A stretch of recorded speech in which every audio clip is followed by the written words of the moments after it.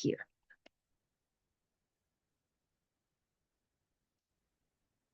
And we're good. Perfect. Okay, well, thank you everyone, and welcome to our second information session for the EMILDAI program. Um, this is um, so we do these info sessions during the rounds of application to answer any questions about the program, but also to present it as we're getting close to the deadline to for applications, which is in about a month's time. So, without further ado, I will start our little presentation. Okay, so this is the information session for the European Master in Law, Data and Artificial Intelligence. The course code, if you're applying for the program, is DC625. So that's generally how we mark the program. So if when you're applying, this is the module code that you're applying for. So the EMILDAI program, so that's what we call it, the European Master in Law, Data and AI, also known as EMILDAI, is a program which is an Erasmus Mundus joint master, which is co-funded by the European Union. So you very often see their logo on our website, and they're the ones who are sponsoring a couple of the scholarships, but I'll get to that later. The program is coordinated by Dublin City University, which is where I'm located right now. It's 2 p.m. in Dublin right now as I do this presentation. So it's the university that is in charge of organizing the program, and this is where you are applying to. You're applying using the DCU application portal. We also have partner universities. These are Avignon Université in France, Universidad de León in Spain, and Università di Pisa in Italy. These partner universities are universities where students will be doing their mobility to.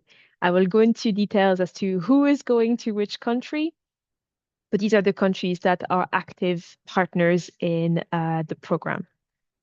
Finally, we have our research associate partners, which are research institutes who are closely partnering with the program.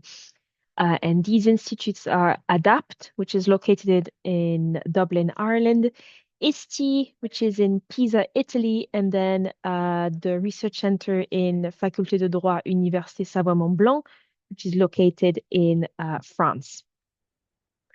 We also have some industry partners, which I do not have now on the PowerPoint, but I can go in and show you where they are later. We have the list of industry partners, sorry, on our website. The academic structure of the program. So when you're applying for EMILDAI, what are you applying for and where will I be going during my mobility time? So this is the structure of the program. So as you can see, it's divided between what we call streams and what we call tracks. So I'm going to explain what they are. So first of all, one thing to notice, and you probably can see it from the chart, everyone starts in Dublin City University. So if you are selected for the EMILDAI program, you will all spend the first year of your studies in Dublin here, doing what we call the foundation year, which is where you will fill in the gaps and learn all kind of the basic knowledge in the domain of law, data, and artificial intelligence, which will then you will be able to specialize and go further in the second year. So it's the foundation year, put everyone on the same level and kind of bridge the gap of knowledge that some of you may have. Then, as I was saying, in the second year is the specialization year, and that's where the different streams and different tracks separate everyone. So let's start with streams. So we have two streams. We have the law stream and the computing stream. As you can imagine, the stream depends on your background. If you are from a law background, the law stream is where you will be headed. And if you are from a computing background, you will be headed to the computing stream. So Let's go. So we have the law stream here and the computing stream.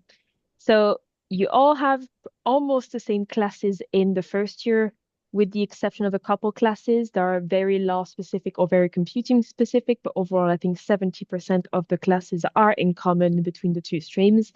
Things change in the second year.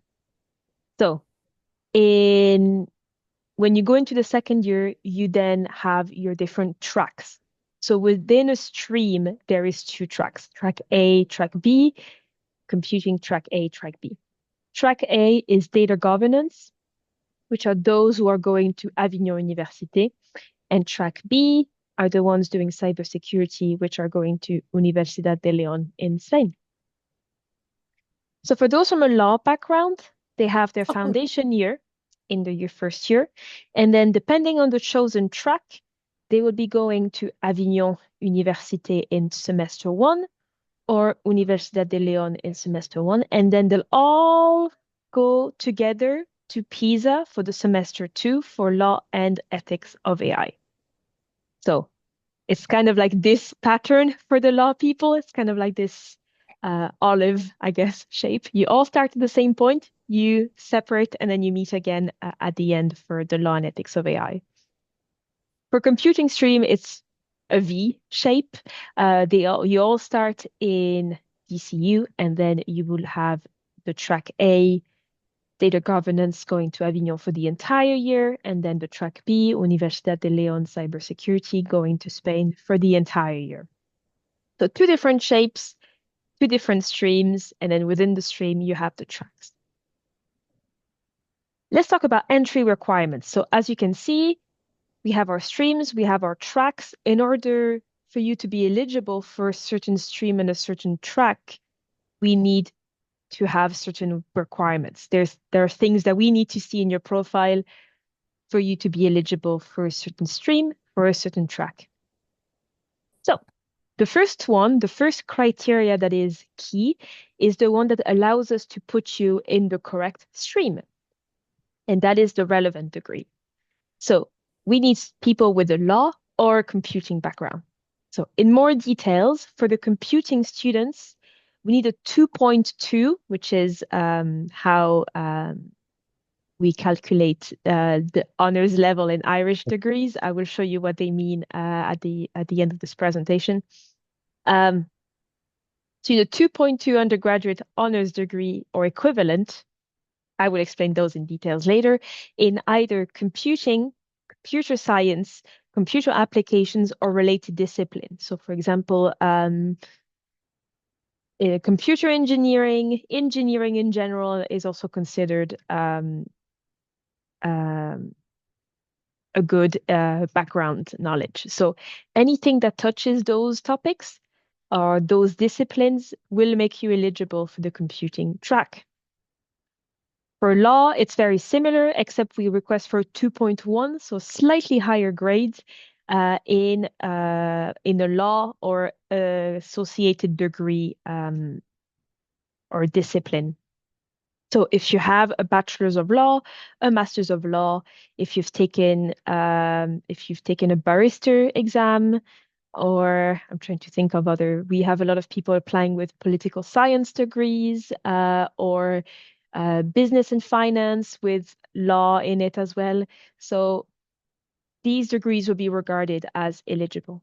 The only thing is we require a minimum of 30 ECTS, so 30 credits in law. So if you have a political science degree, we need to be able to see 30 credits in law.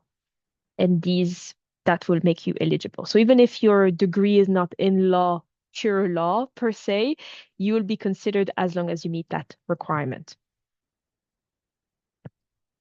That requirement allows us to put you in the correct stream, to put you in the stream that fits your existing knowledge. Then our second criteria, which allows us to put you in the correct track, is the appropriate language level.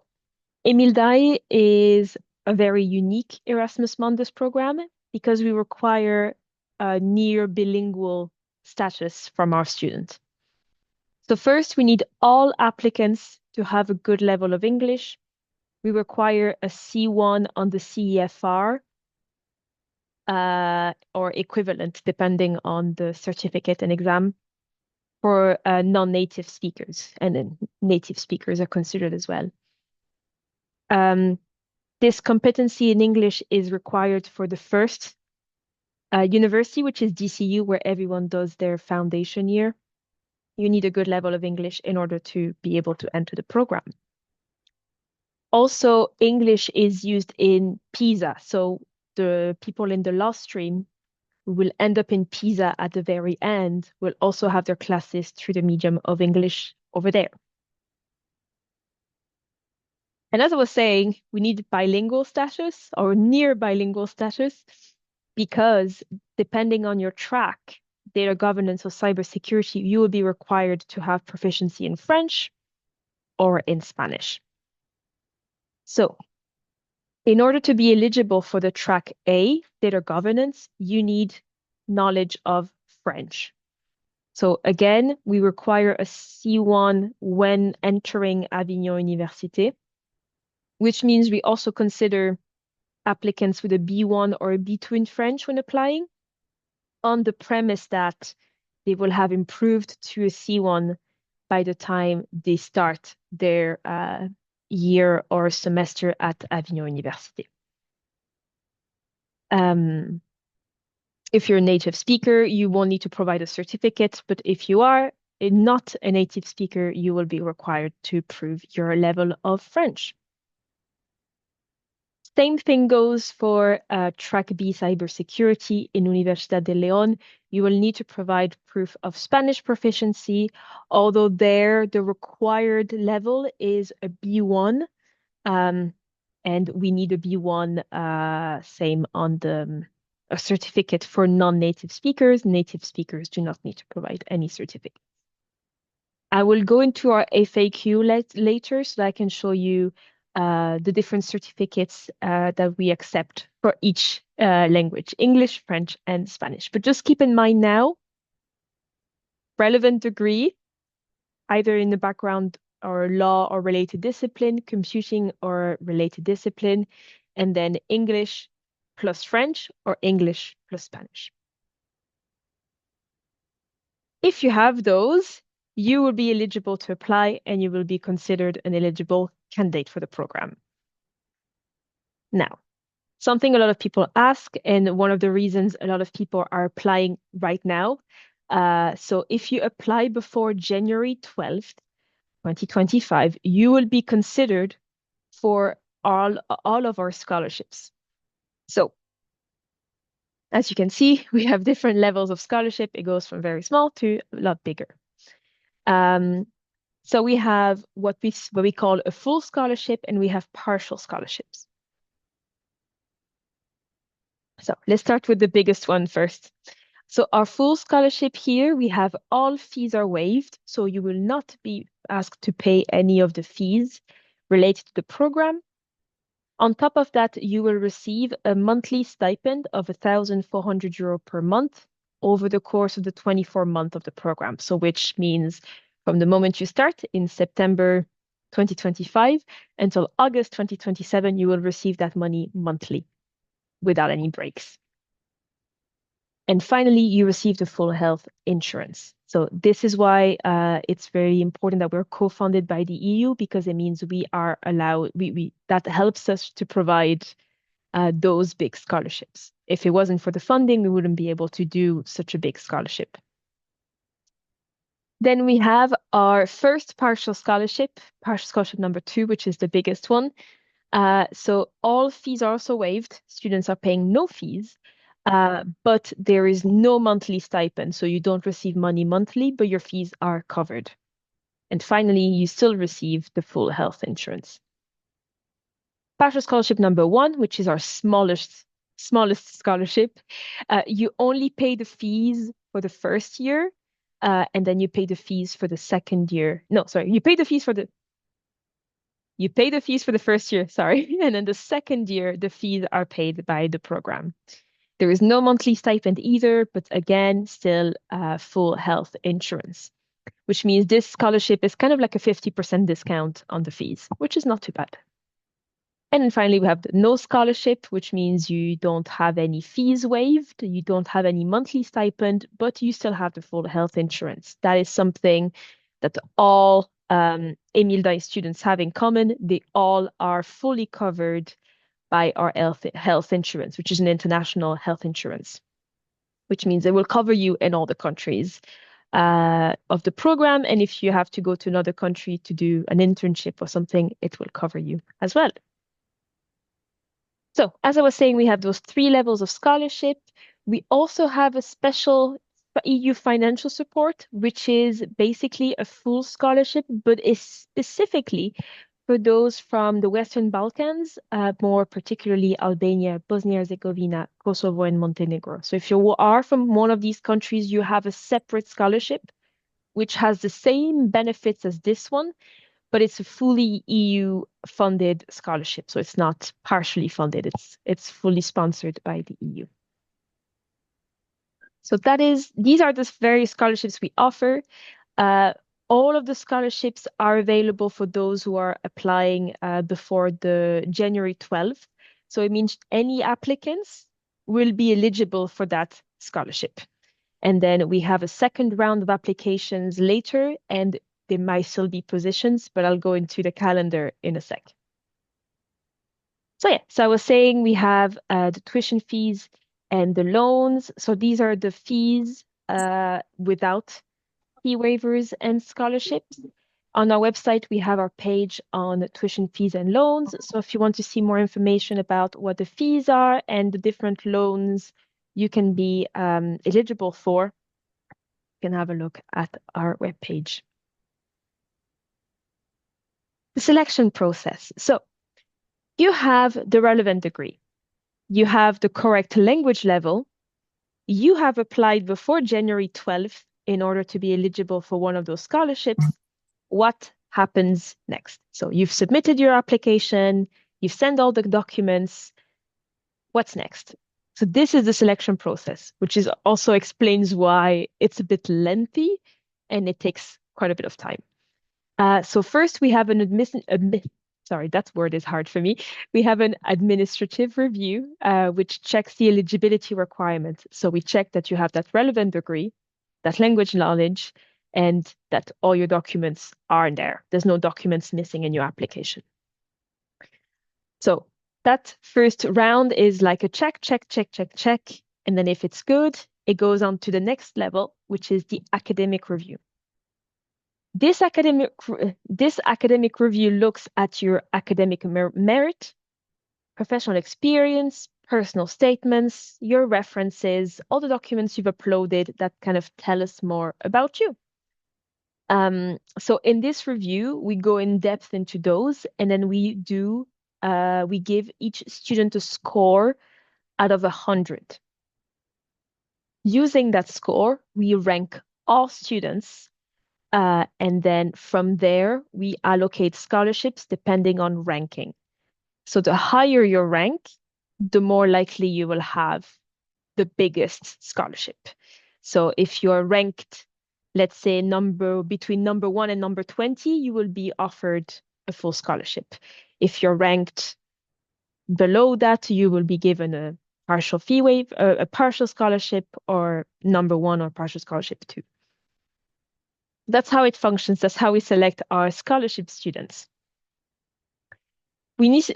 As a team, we also need to take into account that we have a nationality and a gender cap.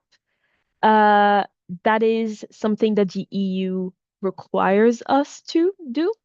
So over the 4 editions of the program that are funded by the European Commission, we need to try and have a 10% nationality cap, which means that over the 4 editions of the program, we cannot have more than 10% of our student population from the same country.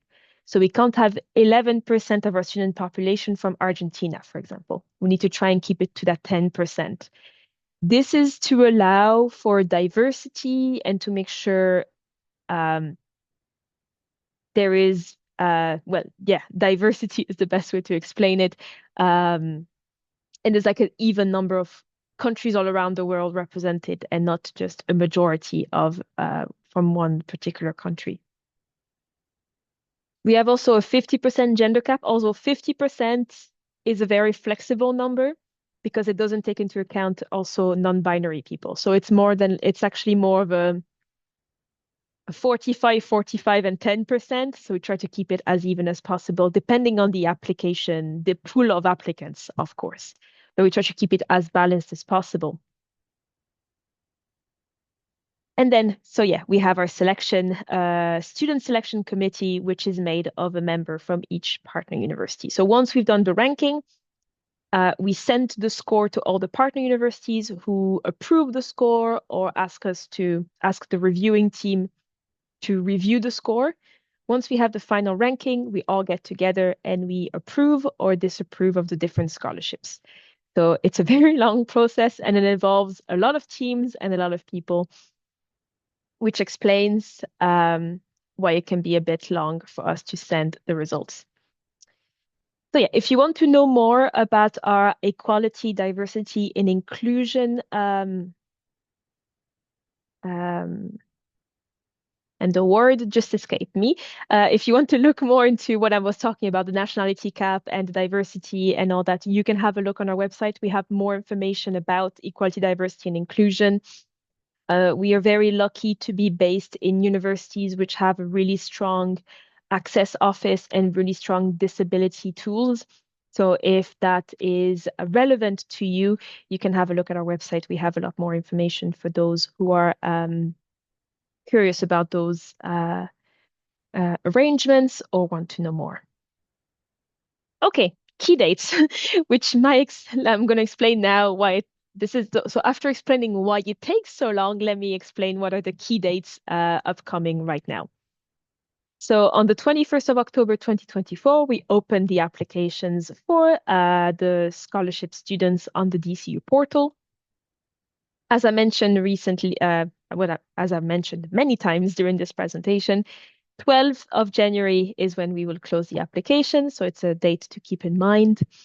Something I didn't write on the presentation because it's kind of like it's there for those who need it. If you need to upload any documents, you can upload documents up to a week after closing of application. So your main application, the main bulk of it with your name, your address, and all your information needs to be submitted by the 12th of January. But let's say you forgot to send your CV or your reference letter is a bit late, it's okay. You have until the 19th of January, a week after closing of applications, in order to send those. February is the administrative review. So I was telling you that first step to do all the checks, that all the documents are there and all the requirements have been met. March is the academic review, the one where we give the score and we do potential interviews. So you might be contacted to do an interview. There's only two instances when we do the interviews. We do the interview if we have a doubt about your profile, if something in your CV isn't clear, if you have a very unique kind of parcours or background, if you've been to school and then you went to work and you went back to school and you went to work and there's a bit of you have a very big background with loads happening, we might ask for an interview just to get to know and understand, where our program fits in your career goals. So if you have any doubts about your background, we will request an interview. But most of the time when we request interviews is for the language aspect. So if you're not native speaker of French or a non-native speaker of Spanish, you will be required to do the interviews. So the interviews is for the non-native speakers of French and Spanish. This interview will be conducted half in English and half in the other language. So half in English, half in French, half in English, half in Spanish. And this is kind of to assess your ability to communicate orally in those two languages. So the questions are generally very simple, why you're interested in the program, how do you feel about going abroad, kind of general questions, but it's a way for the team to see if you're comfortable speaking French or if you're comfortable speaking Spanish. So these are conducted in March, and very shortly after those interviews, we have our final results, which are communicated to applicants. The goal is to have it available in early April. Students who have the top ranking will be sent an offer that they will have 2 weeks to accept. And then if there are any offers being refused, we will start going through our waiting list. While this is all happening, because that's not enough work for us already, we're also opening a second round of application between the 10th of March and the 30th of May, which is mostly for self-funded students, so students who are not looking for a scholarship or maybe who missed the first round of application. But as well, if we have any leftover scholarships that we did not offer, we will offer them during the second round. So I think last year we still had 2 scholarships left that we offered during the second round. Again, same rule applies, 2 weeks to accept the offer, and then we are all together to start the program in September. On September 1st of 2025, we will start the first day of the welcome week for the EMILDAI program. So just let you know, it starts all on the 1st of September. Okay, professionalization opportunities. So you saw from the overview of the program, it's kind of a very big and kind of a heavy academic program. If you want to look at all the modules that we have available, we have the entire program available on the website. But something we're really proud of at EMILDAI is the ability to prepare the students to become professionals in the field. So we have our research blog and our YouTube channel. We also have podcasts. So it allows the students to participate to those opportunities and kind of get their voice out there, practice talking and practice writing articles for those particularly who are interested in dissemination and research. All throughout the program, we have events which are weekly or bi-weekly, and these can be with industry, institution representatives, sponsored by professionals, or it could be people coming over to DC to talk to the students, and it could be with other departments, or it could be very EMILDAI specific. So there's always something going on. Finally, during every summer of the program, you will have a summer school, which is hosted by one of the partners. So for you guys, for the last round of EMILDAI, the summer school will be in Avignon University, because each university does one summer school. We also have a work placement, which is at the end of the first year. It can be any time during May and August. And we have a list of work placements, which are generally provided by industry partners. And then we also have a curricular internship in year 2, which provides credit. The work placement is outside of the credits of the program, so it's optional. You don't have to do it. But for the internship, depending on the university you are in, this is part of your credits as well. Okay. These are the EMILDAI contact points and social media channels. So you can find us, you can email us at info-emildai@dcu.ie. Our website is emildai.eu. And if you go on all these social media platforms and you look for EMILDAI, you will find our social media platforms. I think we're emildai-eu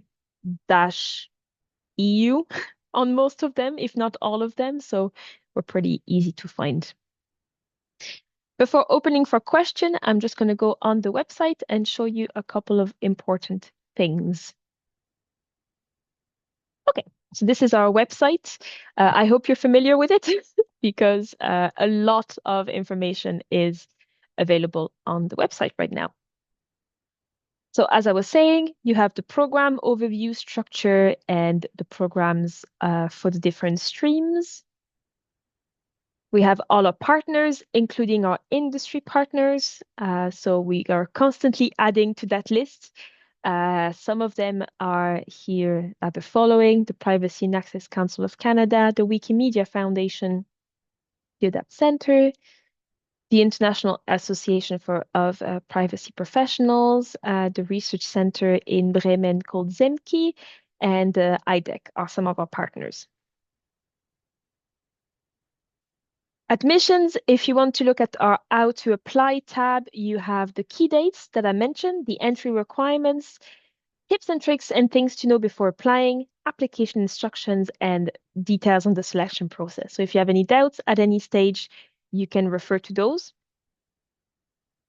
But also in the application instructions, you have here the joint application procedure and the step-by-step guide. This is very useful because, as I was saying, you're applying on the DCU platform, which might be very, very different from platforms you've used in the past. So if you go in application instructions, here you have the step-by-step guide, which kind of goes in detail as to how to use the platform.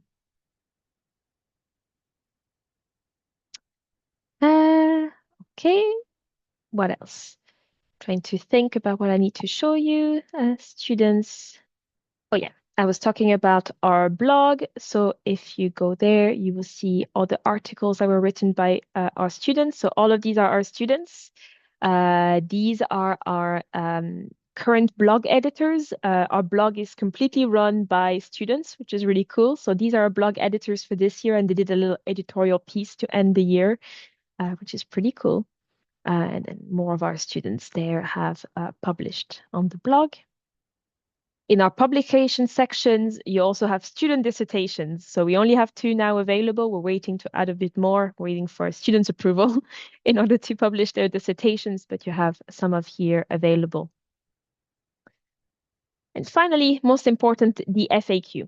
So I hope this might actually answer a couple questions that you guys may have, or some of the commonly sent questions.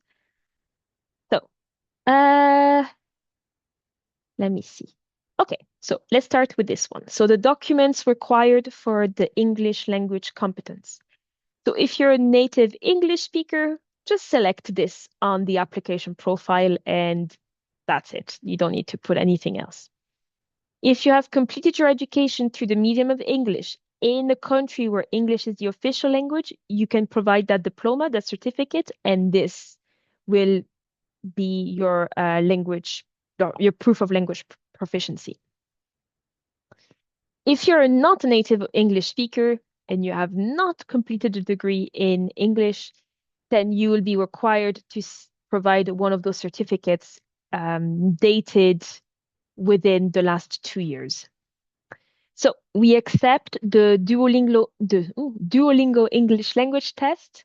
We need a total score of 120 and at least 110 in each subscore.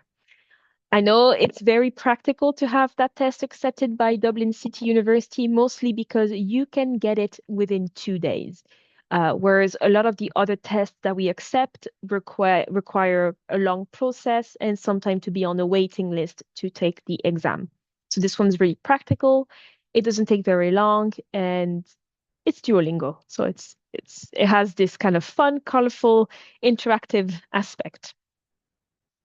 We also accept the more traditional tests like the IELTS, the TOEFL, the Cambridge certificates, the 2 of them, and the Pearson test of English.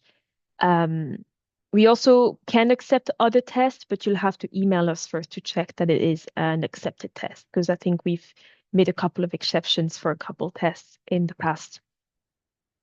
So this is for English. Now, for French, again, if you're a native French speaker, you need to upload a Word document stating that your native language is French. If you have a degree to the medium of French, that can also work as your proof of French proficiency. And finally, if not, you need to submit a certificate assessing your writing, listening, and speaking skills. Differently from the English one, we accept any certificate. We don't need, oh, it needs to be from these institutions. We accept all of them as long as it's a recognized institution. So that's we're a lot more flexible for that one. For Spanish, it's very similar. If you're a native speaker, a Word document that tells me I'm a native Spanish speaker. If your degree through the medium of Spanish, same, please upload this as your document. And if you're not a native speaker, you have two options.